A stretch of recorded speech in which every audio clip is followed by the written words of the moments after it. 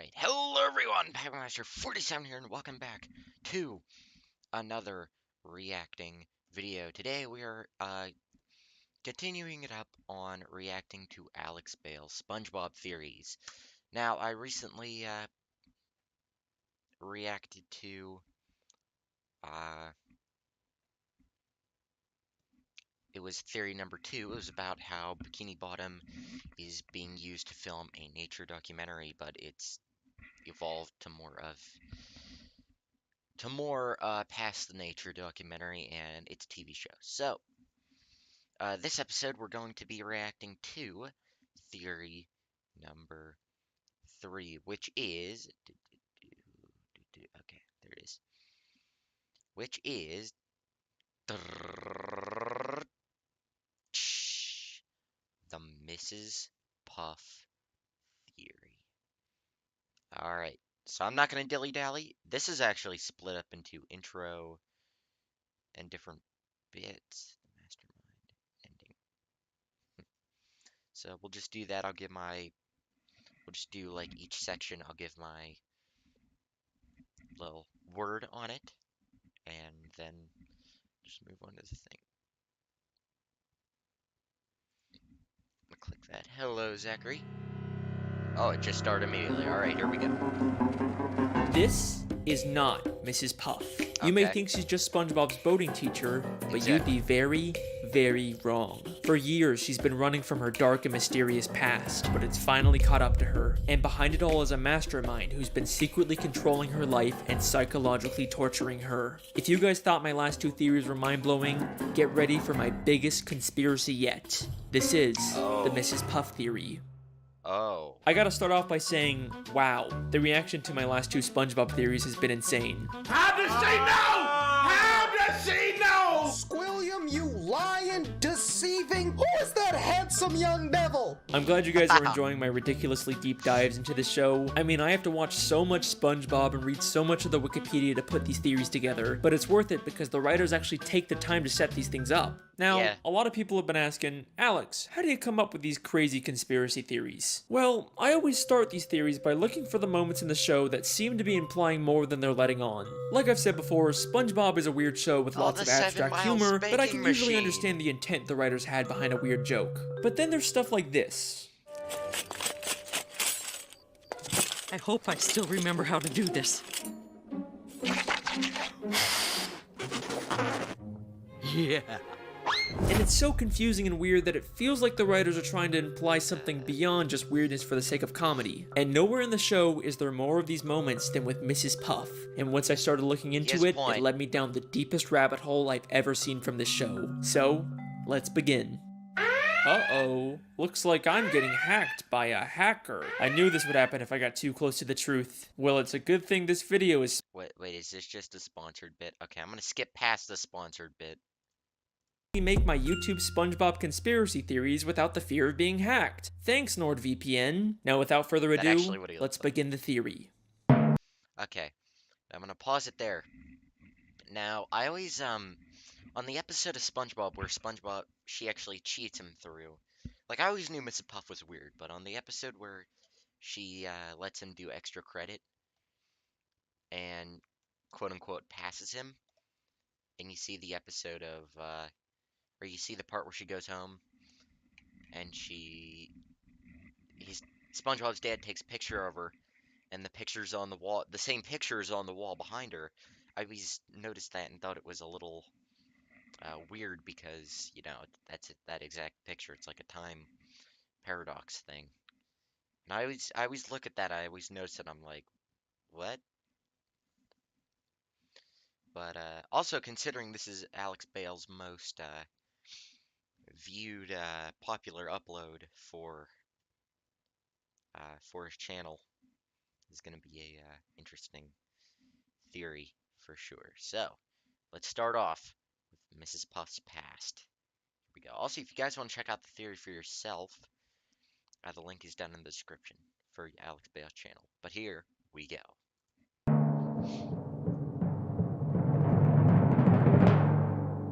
Mrs. Puff is a boating school teacher in Bikini Bottom. She's passed all of her students except for one, Spongebob SquarePants. He's taken her driver's test hundreds of times, and he always ends up failing it and causing destruction and chaos that usually ends up with Mrs. Puff going to jail, despite it not really being her fault. We also know that she was once married, but her husband was killed by fishermen.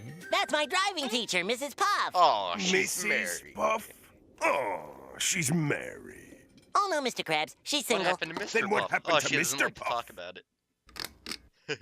She doesn't like to talk about it. Throughout the show, there are moments like this that seem to be hinting at her having a dark, mysterious past. And in Season 2, Episode 10, No Free Rides, we get the biggest clue about who Mrs. Puff really is. After SpongeBob fails the driving test yet again, Mrs. Puff has just had it with him Oh, and this is ends the up just episode I was giving up talking and about. giving him his license, even though he never really passed. She quickly realizes that this is a horrible idea and he'll probably end up destroying the entire town.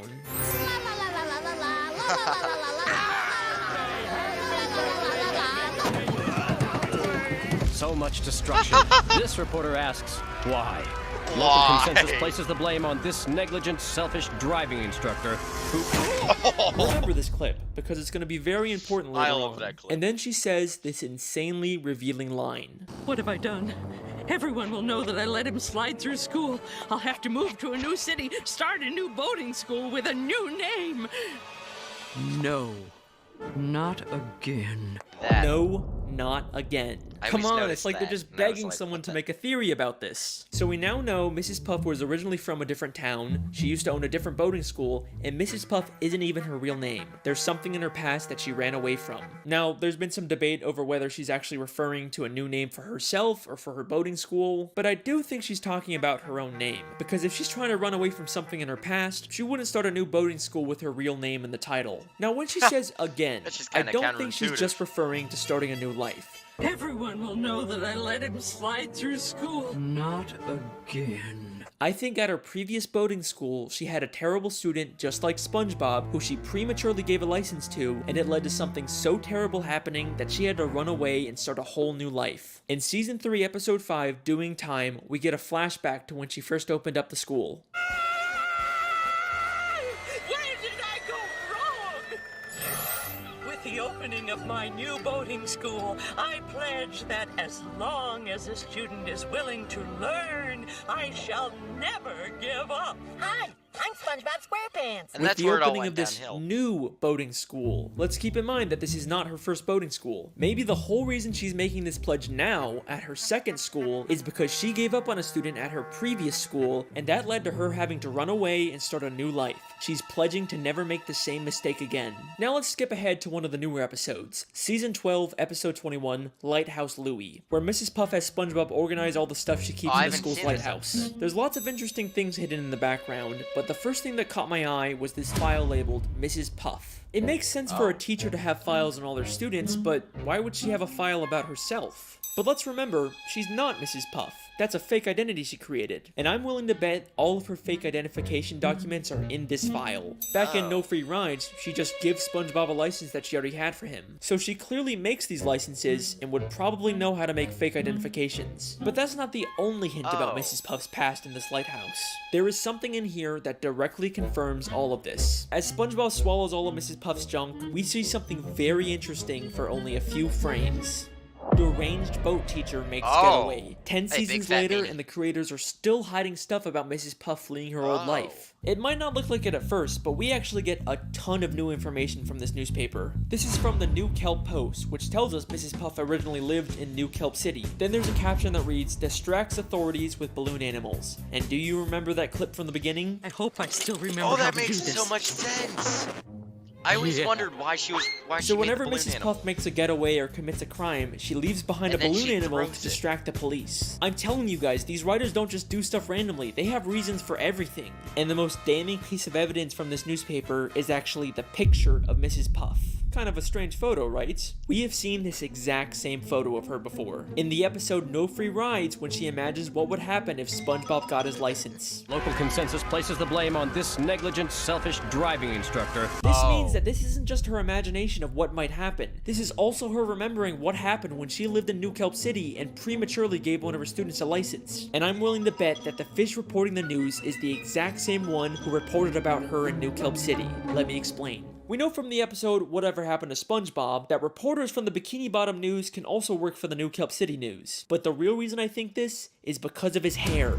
In the entire show, we have never seen this fish reporter with hair before. Why would the creators go out of their way to add that detail? Because Mrs. Puff isn't imagining him as he looks now. She's remembering him from years ago when he used to have hair, when he reported about her in New Kelp City. Mrs. Puff has been running from her past ever since, and is now forced to relive her experience with an unteachable student through SpongeBob. But reliving this trauma has pushed her to the point of complete insanity. And trust me when I say that you have no idea how delusional she actually is. We're about to get an ad.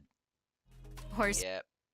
stranglers, midnight gamers, and multitasking actresses like me. Good thing it took a pause there. Wow, that was a lot to take in. I always notice this stuff in the show, and I'm like, what does it all mean? Like, I knew Mrs. Puff wasn't actually Mrs. Puff, but now that, I know she distracts the police with the balloon animals, I understand why she actually took it and threw it instead of, why she did it in the first place. It was never made sense to me. Wow, the insanity of Mrs. Puff. Alright, part 2. Here we go.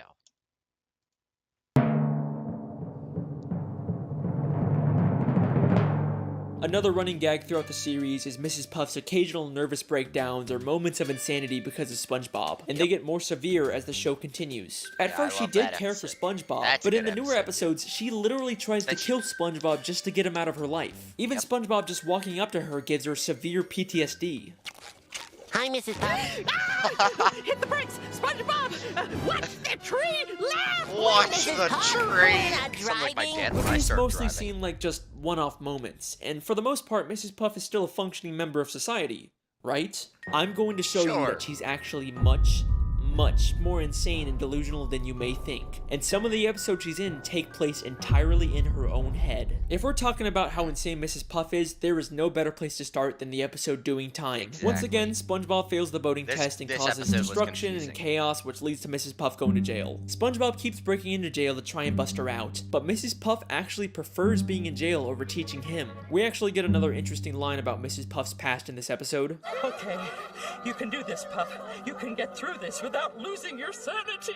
Oh, that's a road we don't want to go down again. So we know that Mrs. Oh. Puff has lost her sanity in the past, probably from her previous terrible student. But it seems like she's recovered since then, except in this episode she has a complete mental breakdown. SpongeBob keeps appearing in impossible places until she gets thrown into solitary confinement, where each wall of the room transforms into a giant SpongeBob face. And then the episode ends in a way that's so weird and confusing that it rivals the infamous gorilla episode ending. It As does. Mrs. Puff freaks out, she's suddenly transported back into the beginning of the episode when SpongeBob was taking the test. Except this time, SpongeBob gets arrested instead of her. Help! Help! No! This is not a good time! No! I can't believe it.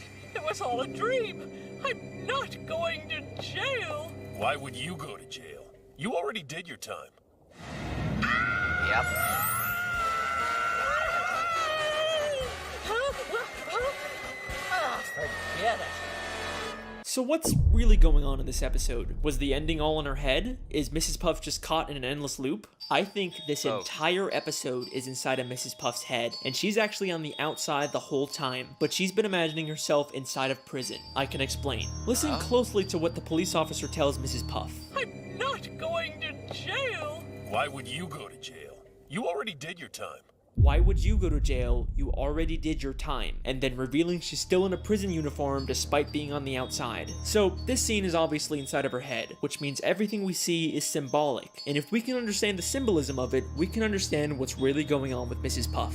Notice how she's suddenly wearing a black and white striped prison uniform, even though the entire episode she's been wearing this orange jumpsuit. Why would the creators go to the extra effort to draw a whole new prison uniform for her? Well, we've seen her wear this black and white prison uniform before, the very first time she went to prison back in Season 1, Episode 7, Hall Monitor. So when the police officer says, "You've already done your time," he's referring to the first time she went to jail. But why is she still wearing that uniform outside of prison? Well, she may have gotten out of jail, but she was by no means free. Having to teach SpongeBob is a prison in itself, and she manifests that by believing she's in jail and wearing a prison uniform despite being on the outside. This entire episode, every time SpongeBob magically appears, appears is all inside of her head. She is completely delusional, and hints that she's experiencing these hallucinations don't stop there. Just 6 episodes later, she goes to a house party SpongeBob throws, and while everyone is talking and having a good time, in the background we see she's literally sitting by herself talking to an ice sculpture of SpongeBob. You can't tell me this isn't intentional. I mean, look at this. Now, back in the episode No Free Rides, there is a very strange picture inside of Mrs. Puff's home. It's a picture of Mrs. Puff inside of a picture of Mrs. Puff inside of a picture of Mrs. Puff, creating an infinite loop. This is something that has confused SpongeBob fans for years. But like everything in the show, there is a reason for it being there. One of the SpongeBob storyboard artists actually called it the biggest mystery in the entire show. If you think about it, this is just like the end of Doing Time, where she's stuck in an infinite loop of SpongeBob failing the driving test. Because it's all symbolic of what her life is, just an endless cycle of SpongeBob taking the test and failing, and no matter what she does to try and escape, she always ends up back in the same place at the end of the episode. So this picture is another symbolic manifestation of what she's feeling. We even see another one of these pictures all the way in season 9, episode 5, Bumper to Bumper. This is something that the show is consistently alluding to. Mrs. Puff is an unreliable narrator, and anything we see with her could potentially all be inside of her own head. In fact, I believe I found another episode that takes place inside of her head. In season 9, episode 17, SpongeBob Long Pants, SpongeBob goes to a different boating instructor and actually gets his license. But as soon as he does, we briefly cut to Mrs. Puff waking up. You pass. I finally got my driver's license! Lock your doors, bar your windows, it's the end of the world! Now, this seems like it's probably just a throwaway gag where Mrs. Puff somehow senses that SpongeBob got his license, and it causes her to wake up and freak out. You know, it's a good bit, it's funny. But I have a question. If the joke is that she's supposed to be waking up at the exact time SpongeBob gets his license, how come she wakes up at night when SpongeBob clearly gets his license during the day? Because this entire episode actually takes place inside of Mrs. Puff's head. And this is the only part of the episode in the real world. And the rest of it's at night. I don't know what that was all about, but I'm glad it's over. But let me pause for a second. I'm sure some of you are already wondering if this contradicts my previous SpongeBob video, The Television Theory. If you haven't watched that one, the gist of it is that the entire show is a documentary television show, and everything we see is actually being secretly filmed by scuba divers. And there's a ton of evidence to support it. I'm very proud of that video. You should definitely check it out. But if everything's supposed to be from a camera, then how are we seeing things from inside Mrs. Puff's head? In fact, how do we see dreams and flashbacks and thought bubbles? Well, I think the simple answer is that even though we viewed the show through an objective camera lens, the world itself still follows the rules of a cartoon. You can never tell another living soul. Wait, hold on! What's that? My pen is out of ink. Plankton! You'll never get me formula, not even in a flashback. In the world of SpongeBob, you can imagine something and other people can still see, record, or interact with it, because that's just how cartoons work. Back to the theory, we know that her insanity has caused her to live a life of delusion, but if you remember back to the Lighthouse episode, she's also become an extreme hoarder, and looking at her collection of junk is like a look directly into her mind, so there's gotta be something we can learn about her from it. There's a picture of her boyfriend, Mr. Krabs, the hall monitor belt she gives her students, the mean drawings her students make her, SpongeBob's diary, a boating safety helmet. Wait, hold on.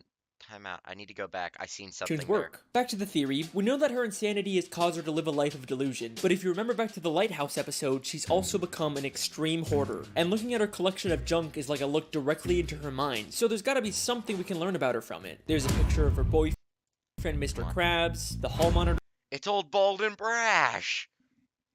Sorry. Her belt she gives her students, the mean drawings her students make her, SpongeBob's diary, a boating safety helmet. Wait, SpongeBob's diary?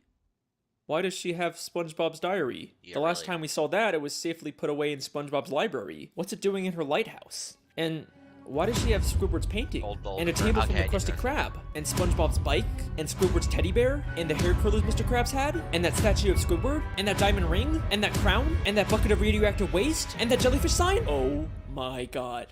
Mrs. Puff is a kleptomaniac. Mrs. Puff has been stealing from everyone in Bikini Bottom. I can even prove that her pet snail from season 3 episode 19 was stolen. My snail is up a tree. I've had her since I was a little girl. You've had that snail since you've been a little girl, huh? Then how come that is the exact same snail Squidward had 4 episodes ago in the Great Snail Race? I wouldn't let Snally here play with that mongrel mutt. She's a purebred. See, she even has her own papers. He even has her Snail made paperwork. entirely out of Mrs. Puff bread. clearly stole the snail from Squidward. But why the hell would Mrs. Puff steal all this other junk? What possible use could she have for any of it? We could find the answer to that question by looking at this green hat and this purple jacket. These were gifts Mr. Krabs bought her on their first date, but she ended up feeling uncomfortable receiving them and gave them back to him. I'm afraid I just don't feel comfortable accepting all these gifts. Except apparently she's not too uncomfortable to steal them back afterwards. So clearly Mrs. Puff isn't stealing this stuff because she wants to use it. She just steals for the thrill of it. Maybe stealing things is her way of coping with the insanity of her everyday life. And remember, this isn't the first time she's gone insane. You can get through this without losing your sanity. Oh, that's a road we don't want to go down again. In fact, I have reason to believe that she started stealing things way back whenever she first went insane. I hope I still remember how to do this. I don't think she's just talking about remembering how to make balloon animals. She's probably also referring to remembering how to steal a boat. And if that's not enough for you, in a SpongeBob comic book, she actually admits that she used to rob banks, and she wears the exact same ski mask. Mrs. Puff lives a completely delusional and miserable life, all because she has to teach SpongeBob how to drive. It's led her to steal from the people she cares about and completely disassociate from reality. But that begs a very important question. If SpongeBob is causing her life to be so miserable, then why does she even keep teaching him? After all the destruction and pain he's caused, she'd totally be justified to expel him, right? I mean, she will literally try and kill him so she doesn't have to teach him, but for some reason she can't just expel him. It's almost like there's someone forcing her to teach SpongeBob. Okay. Okay, I don't care. I don't care. Alright, I'm gonna pause it there. Yeah, that all makes sense, but yeah, that is a good question that is brought up. Why isn't SpongeBob have been expelled yet? Like, that makes little to no sense. And I'm gonna reply to a few comments. Hello, Blue Foxy. What are we watching? Or what are we doing? Or in watching? Yeah, we're reacting to Alex Bale's SpongeBob conspiracy number 3, the Mrs. Puff theory. It's fun. And then Blue Foxy, hello. I have no more questions. Let's continue. Oh, by the way, if any of you have watched these before, please do not spoil them for me. I don't know what happened there, but okay. Back to the episode No Free Rides. After here we go. prematurely giving SpongeBob a license, she steals his boatmobile so he can't hurt anyone. In the end, this causes her to get arrested and go to jail, but then SpongeBob tells her this. And besides, the warden says she'll let you go early if you do her a favor. What's that? Free driving lessons! She'll get to leave prison early if she gives free driving lessons. That seems like an oddly specific requirement. Yeah, really. And that's not the only time this gets mentioned either. In Season 9, Episode 5, Bumper to Bumper, we get this scene. If only SpongeBob could pass his boating test, he'd be out of my life once and for all. Unfortunately, I keep getting reminded of the consequences if I get too angry with the little nuisance. Consequences. Are you telling me that if she refuses to teach SpongeBob specifically, she'll be violating her parole and get sent back to jail? Why does the prison even care if Mrs. Puff teaches SpongeBob? Is it just part of some weird community service? But things start to get really suspicious at the end of Season 7, Episode 5, Summer Job. Once again, Mrs. Puff ends up in jail, but this time she's forced to go to a prison boating school. Oh, wow! Okay, a I know what driver's episode this is education class! Good day, class!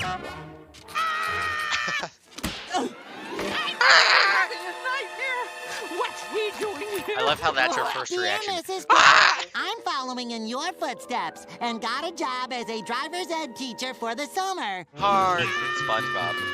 Who in their right mind would hire SpongeBob to do this after he's literally destroyed the city countless times while driving? Is this just another one of Mrs. Puff's delusions? Or is the prison intentionally forcing her to be around SpongeBob just to torture her? I mean, look at the way the guard forces her to sit there and listen to him. Get me out of here!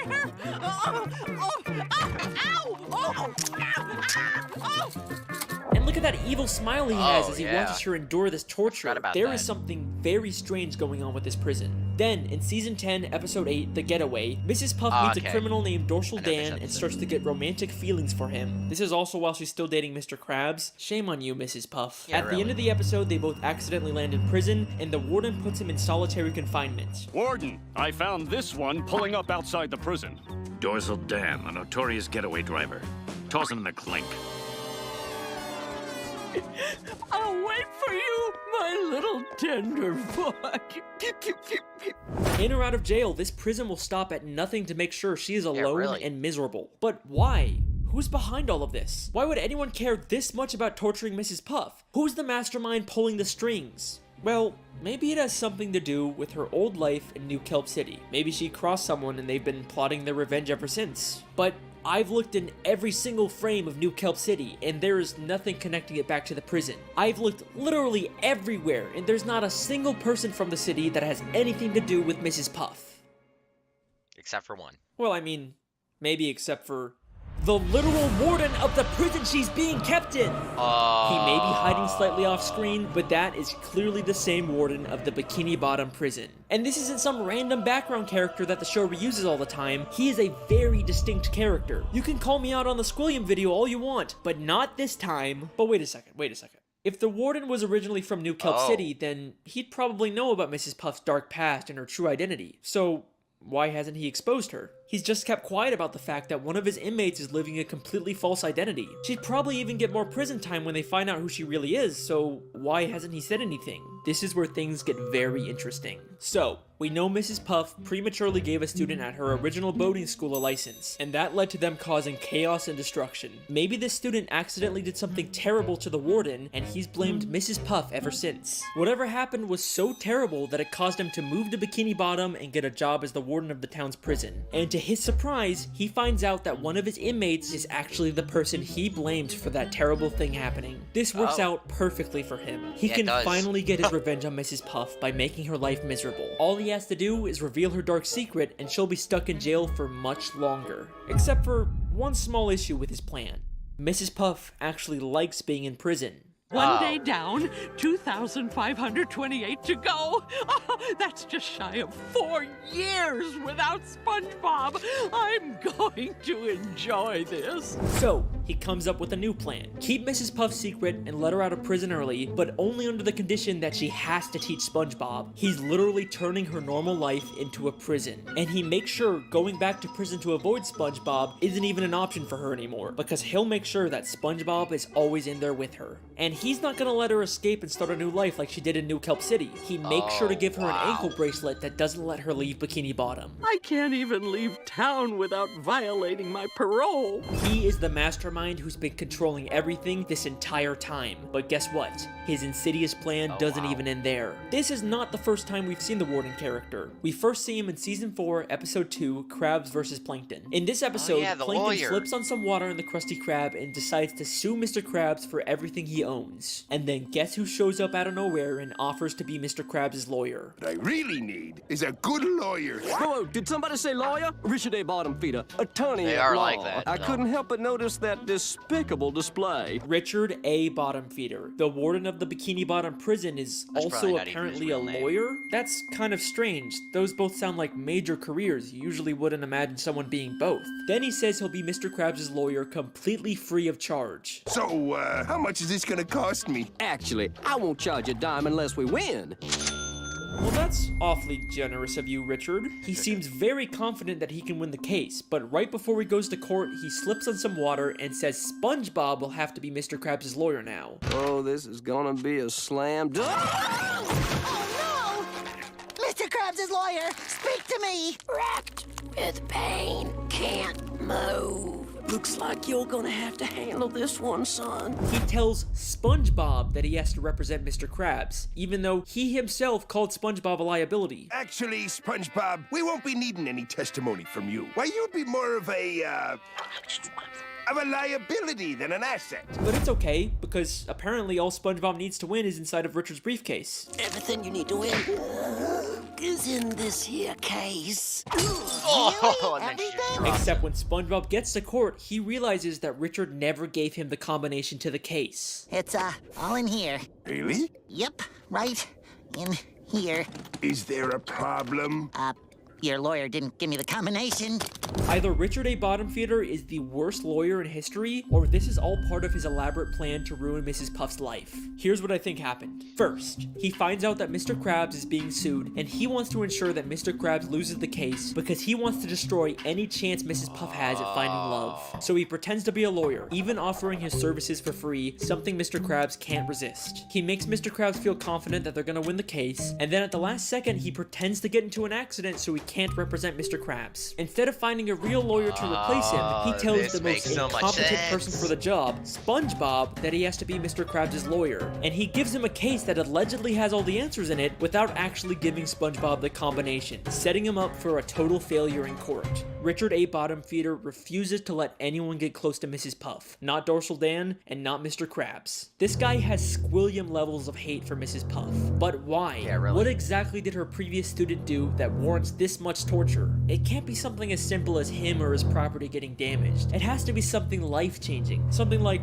losing a loved one because of the student's reckless driving. And I think the show gives us one last hint about who this might have been. All the pictures of Mrs. Puff's house are very meaningful to her. She's got photos of Mr. Krabs, her pet snail, and of course those infinitely moving photos that told us so much about her mental state. But there is one more photo in this house that might be the key to this entire conspiracy. In season 12, episode 14, Plankton's Old Chum, we see a photo of someone we've never seen before on Mrs. Puff's wall. There's some surprising similarities between this character and Richard. The green color, the red bow tie, the overall fancy, serious appearance. It clearly isn't the same person, but maybe this is someone related to Richard, like a father, a son, or a brother that Mrs. Puff's former student killed. And the reason she keeps a photo of him up is to have a permanent reminder to never make the same mistake of giving someone a license who doesn't deserve it. Mrs. Puff is a boating school teacher who once made a terrible mistake that led to the loss of her business, identity, sanity, Okay, that's right before the ending. Okay.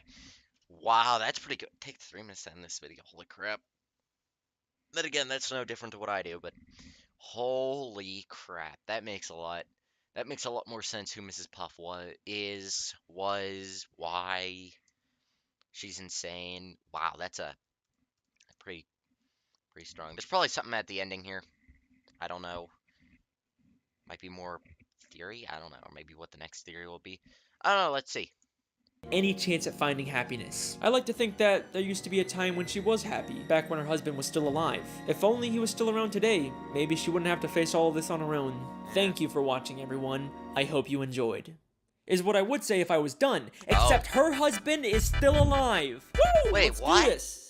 In the SpongeBob movie, SpongeBob and Patrick travel to a gift shop named Shell City that's full of dead fish turned into knickknacks and ornaments. Except they end up setting off the smoke detector, which activates the sprinkler system and brings all the dead fish back to life, including a very familiar-looking pufferfish hanging from the ceiling. Mr. Puff is alive. Yeah! Wait a second. If he's alive and he escaped, then why hasn't he gone back to Mrs. Puff? Why is she still alone? Because remember, she ran away from their home in New Kelp City and started a new identity. So sadly, Mr. Puff has no way of finding her. The tragedy of Mrs. Puff's story is that her happiness is just a city away, but she can never even leave town because that would violate her parole. Richard A. Bottomfeeder probably even knows her husband is alive and is making sure they're never reunited. As the name says, Richard really is a bottom feeder.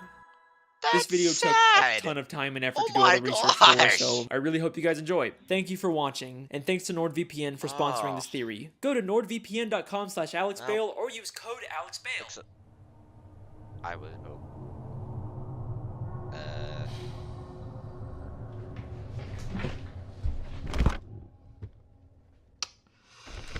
Looks like me after a video. What is?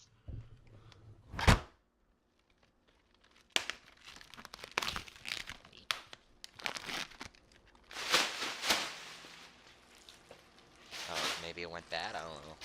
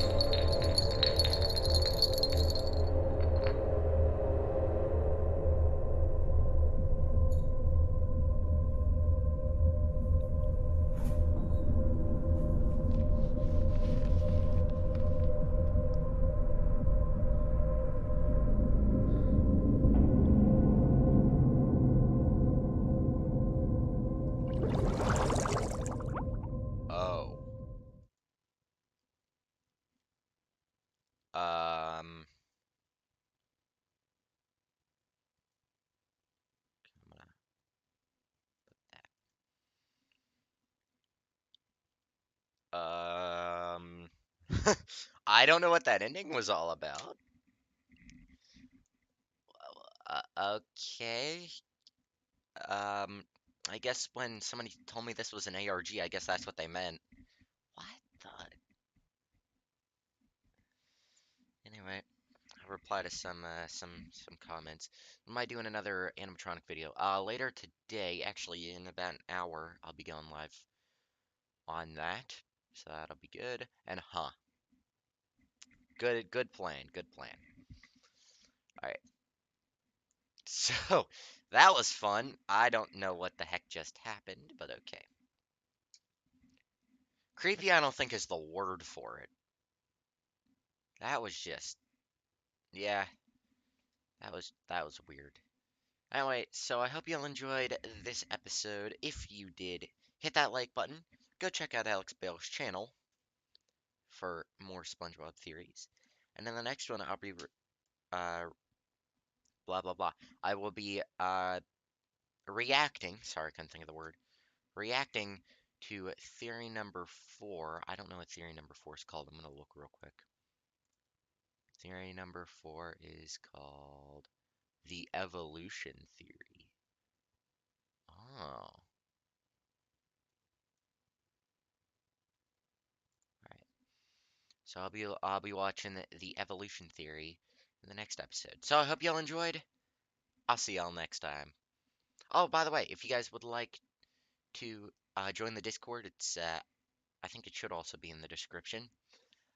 We're so close to 350 subscribers, and when we hit 350, I will be giving a free tour of the Rockfire Explosion world to one lucky Discord server member. So I hope you all enjoyed.